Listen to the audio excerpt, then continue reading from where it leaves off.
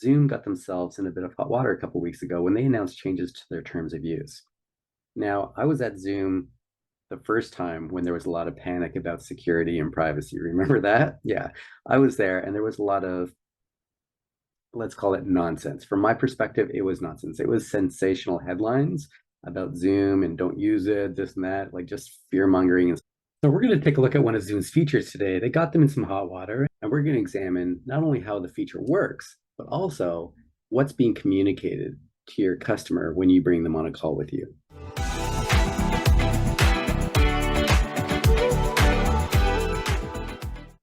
My name is David Toushek. I'm an ex-Zoomie and the founder and CEO of a company called Everything Communications, where we help companies to identify and solve the biggest gaps, frictions, and challenges in their communication.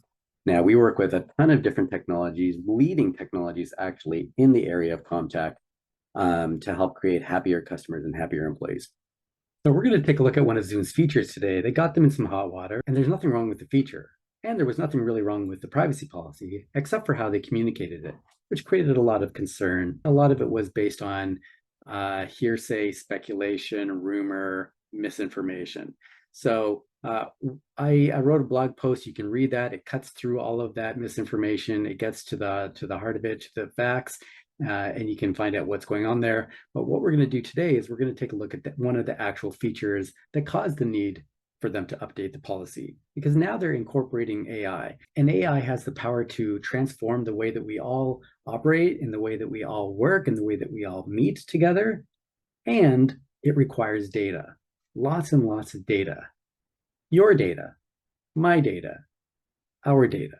And what we need to do is make sure that our data is being handled properly, effectively, safely, privately, and we need to also manage the communication around this. So if you want to utilize some of these AI technologies, it's important to understand how they work and also to understand how the messaging around them works so that you can manage customer expectations and make sure that you're creating amazing customer experiences. So we're going to take a look at the meeting summary. And I want you to know, one, the benefits that you're going to get from using this, and two, the experience that's going to be created. So especially for the customer side, it's imperative that when you bring customers on with you, that they feel comfortable and secure, right? And that you're increasing trust, not decreasing it. I'm a huge, huge, huge fan of video calling because I think it is, next to being in person, it is the next best thing.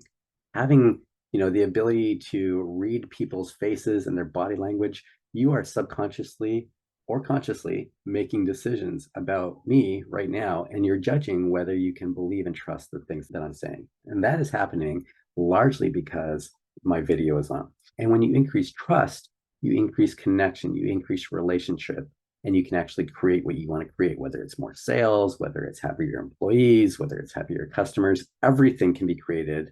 Get that? See? Everything can be created through great communication. What is great communication? It's communication where there's authentic communication, and that comes through trust.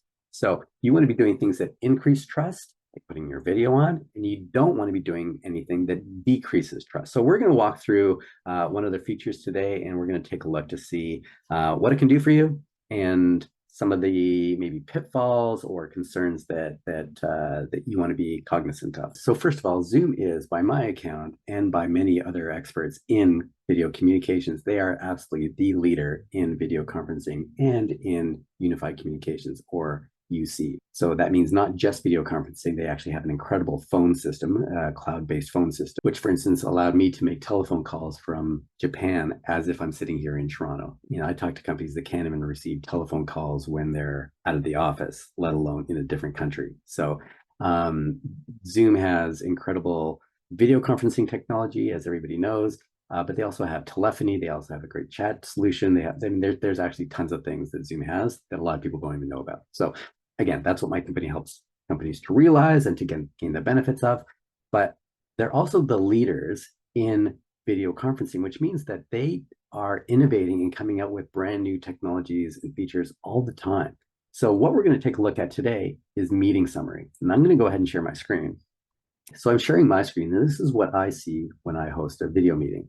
Let's take a look at this, though. Today, we're looking at meeting summary with Zoom IQ. Do you understand how powerful that is and how wonderful of a feature that is to be able to just be present with the people that you're meeting with, to maintain eye contact, right? And to be getting all that communication from their face and their body language as you're speaking to them, as opposed to having meetings like this.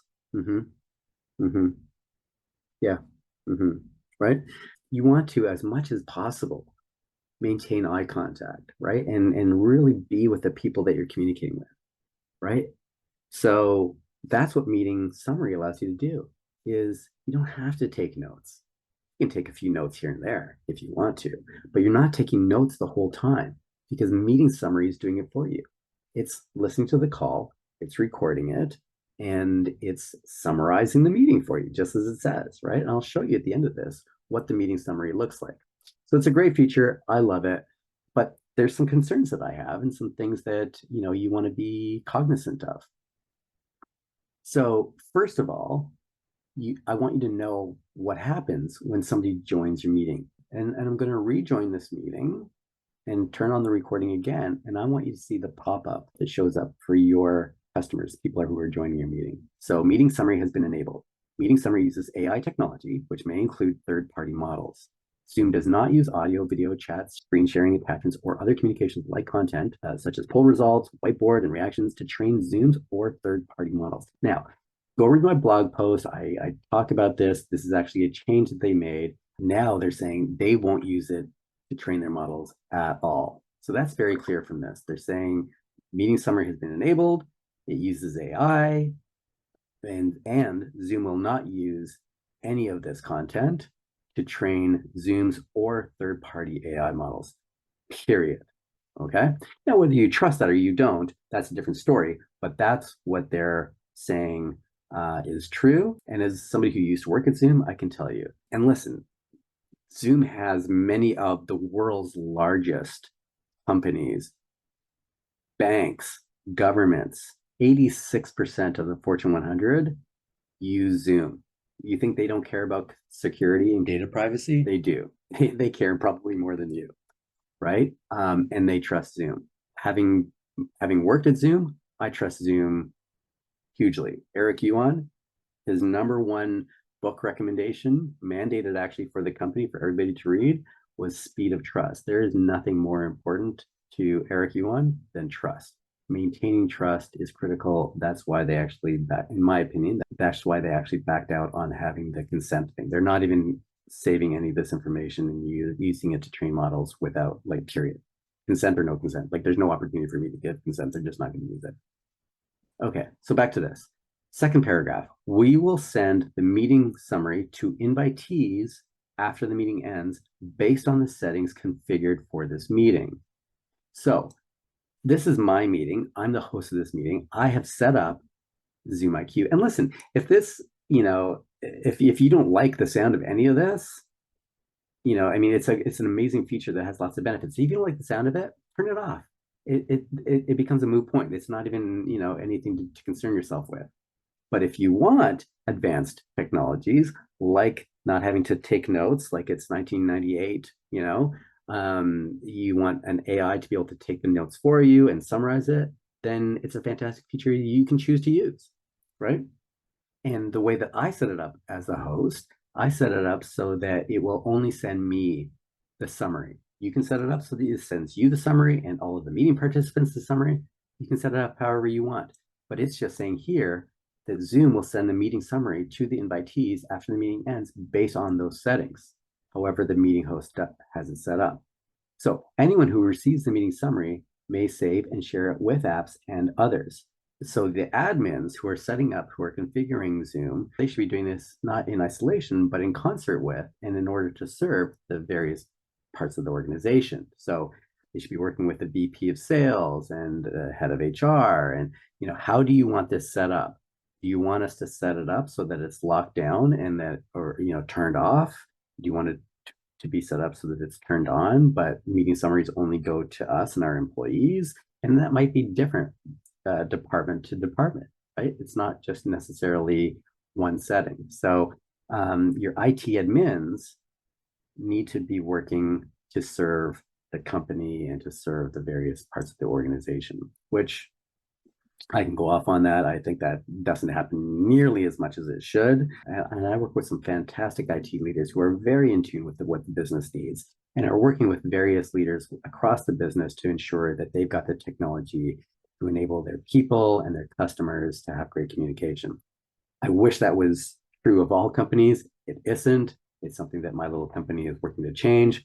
But nevertheless, they should not be doing that in isolation. They should be doing it in concert with the business. So, and Zoom is just saying here, however you have it set up, that's who's going to get the meeting summary, right?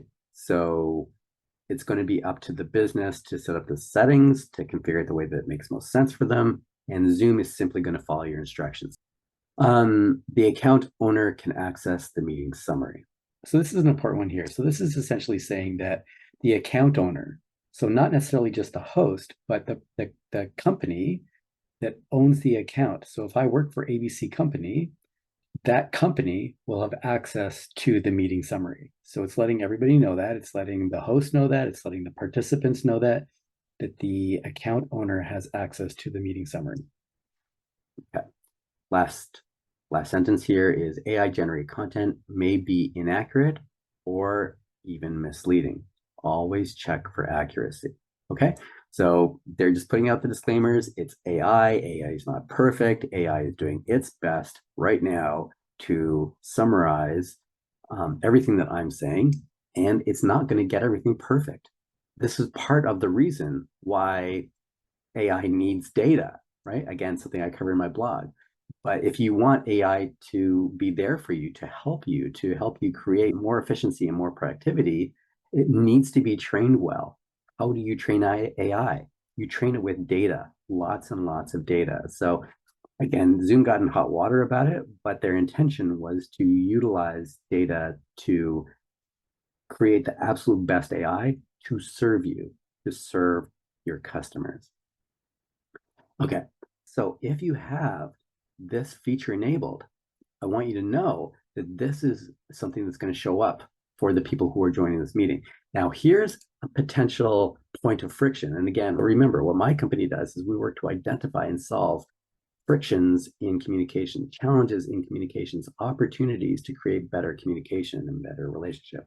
So this is going to, even though it's a fantastic feature, it's going to create some friction in communication with people who are joining your meetings. Why?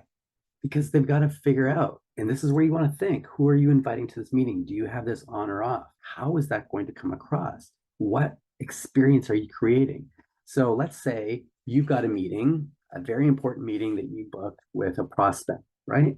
And let's say it's a bank, let's say it's a company that is very security concerned, right? And they come in and boom, right in their face, they've got meeting summary has been enabled. What's meeting summary? Again, this is a brand new feature. This feature is actually just still in beta, right? So I've got early access to this. Some of you might have early access to this. I'm walking you through how this is today, and I'm noticing it's going to be a point of friction, at least until it's more familiar and people know what this says and know what it means, right? They know the implications of it, but in the beginning, they won't necessarily. And even afterwards, even when they're fully aware of what it says, it's going to potentially create a moment of friction in communication that is going to affect, that experience and even whether or not they stay for your meeting. So you're going to invite a very important prospect to a meeting with you. And if you have a meeting summary turned on before they get there, they're going to have this, pop up in front of them and it's going to say meeting summary has been enabled. First of all, if they're not familiar with it, they've got to figure out, okay, well, what the hell does that mean? Right. And now let's say they're even late for the meeting. Let's say they're a minute or two late. Now this has popped up. They're in the meeting, but they've got to figure out, okay, what is this? Meeting summary is enabled. Meeting summary uses AI technology. Maybe there's a little bit of concern there. Meeting, and right, they're in the meeting and they've got to read all this. So it's great. Like the communication that Zoom has created here, it's clear, it's transparent. Problem is, and why it's creating friction is that somebody has to read this as they're joining the meeting. And then at the end, after they've hopefully figured it out to some degree, they're either, going to say, got it, Or if they either haven't got it, or if they don't trust, they're not familiar with it, or they don't like it, they can choose to leave the meeting. And if they leave the meeting, that's it, they're gone, right? So that's a moment of friction. Whether they leave the meeting, I mean, that's the most friction, right? They're just gone. Now you got to go chase them and, find out, well, what happened? Why did they leave? And maybe they're going to rejoin.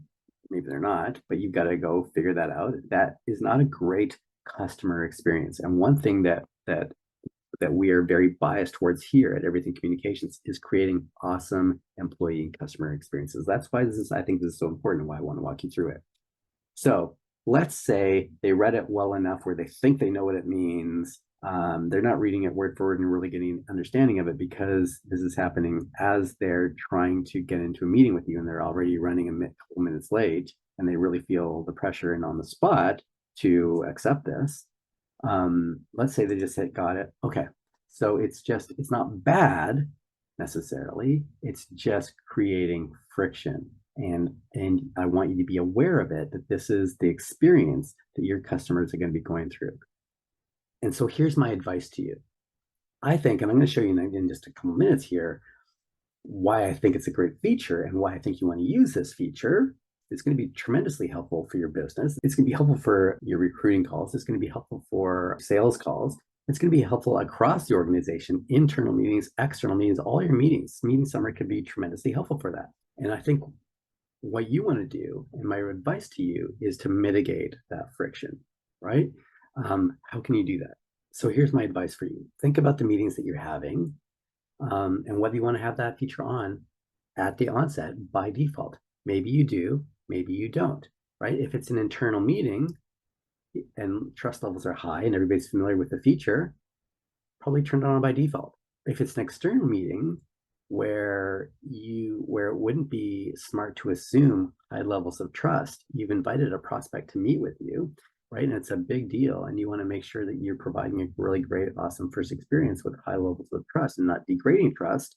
Maybe in that case, you want to just not have it on by default. You don't want to have that be the first experience in joining a meeting with you. You want to start with the introduction first, the small talk, and then ask their permission to turn on recording. And then you'll have the summary come on. By that point, you've already established a level of trust. You've got your video on. And so even with a brand new prospect call that maybe you've only had a telephone call with them before, maybe you use Zoom phone to have a phone call with them, and maybe you even elevated that phone call into a video meeting. You're gonna have your video on, and so you're going to be establishing trust and rapport just due to that.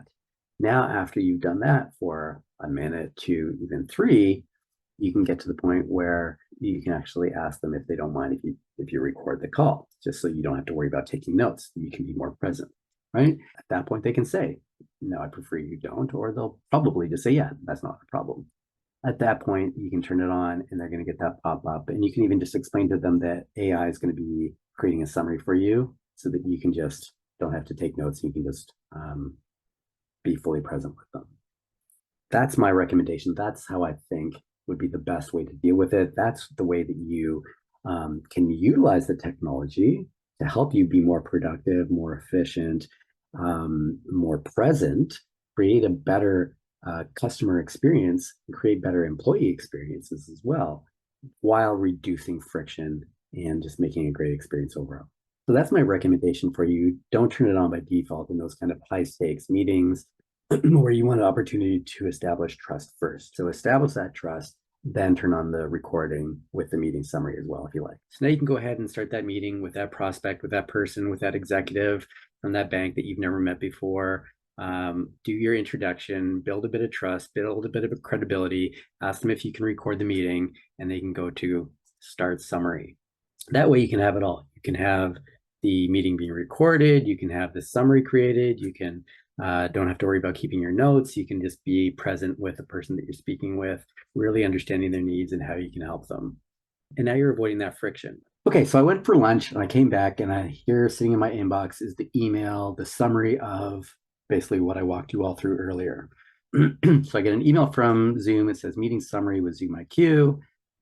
Here's my meeting summary. So first part that I talked about was collaborative Zoom configuration AI training emphasized. David emphasized that IT admins should work with different parts of the organization, like the VP. Exactly. That's exactly what I talked about, right? Then I talked about meeting summary feature confusion. And then I talked about the importance of trust and experience. So David discussed a potential point of friction regarding a new feature in the meeting platform. He highlighted that while meeting summary, blah, blah, blah, right? So you can go on, you can read this. I think this is actually a really great summary of the meeting. And if people weren't at the meeting, then they can have this available to them. Or if they were available at the meeting, then they can have this available to them. This is just helpful. This is fantastic. Who wouldn't want this, right? Meeting summary about trust and experience. David advised on the use of feature that reports meetings and generates a summary, suggesting that the decision should be considered on a case-by-case basis. For internal meetings with high trust levels, he recommended enabling the feature by default. However, yeah, exactly. This is perfect. This is a great summary of the recording that I made. And then there's next steps. Admin should configure Zoom in collaboration with the business units. 2, AI summaries may contain inaccuracies. Check for accuracy. 3, consider whether to enable meeting summary by default. This is like fantastic. It's all here. And then you can edit it and you can rate the accuracy of the summary, thumbs up or thumbs down. I'll give this a thumbs up. There you go. Your feedback is appreciated. Thank you. So they're not using the content of my call to train their AI. They're simply using, was it accurate or was it not accurate? According to what they say, right? According to their own terms of use. Now you can choose to believe that or not believe that. That's comes down to a trust issue. If you don't have trust, then don't enable the feature, right? If you really don't have trust, then don't use the platform. But then I would ask you, what else are you going to use?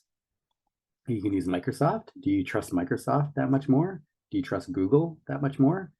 Don't tell me you trust Meta and Messenger and WhatsApp, right? Like, so who are you going to use, right? It requires a level of trust if you want to trust, right? If you want to do business, if you want to meet people in the highest trust method after in-person meetings, this is it. It's video meetings, right? So if you're not going to trust Zoom, who are you going to trust? If you're not going to trust AI, then that's fine. Don't use it. But then you're also not going to benefit, right? AI needs data. It cannot provide that data summary without you providing the data to it, right? Like you can't say summarize this and not give it the data that you want to have summarized. Like that's right. So for all those people out there who are saying Zoom wants all your data, they want everything, they're gonna blah blah blah. Yet Zoom needs your data to summarize your meetings if you wanted to summarize your meetings. If you don't want to summarize your meetings, don't have it summarize your meetings. Turn it off. That's it. So in conclusion, I would say this. There are potentially going to be a ton of new features, AI-powered features that can be built to serve us and to help us be more efficient, be more productive, create happier employees and happier customers. They will require data. What's important is to understand the risks and then to make decisions within your company. And I'm suggesting not leaving this just to IT or InfoSec to make this decision. Make this decision in concert with sales, make it in concert with HR, make it in concert with service, right? And utilize these technologies if you want to, where it makes sense to your benefit after doing your risk versus benefit analysis. But do it, I would say, under the principles of creating happier, more engaged, more connected, more productive employees and happier, more connected, more engaged customers. There you go. So happy Zooming, happy video conferencing, happy communicating, and happy creating everything you want.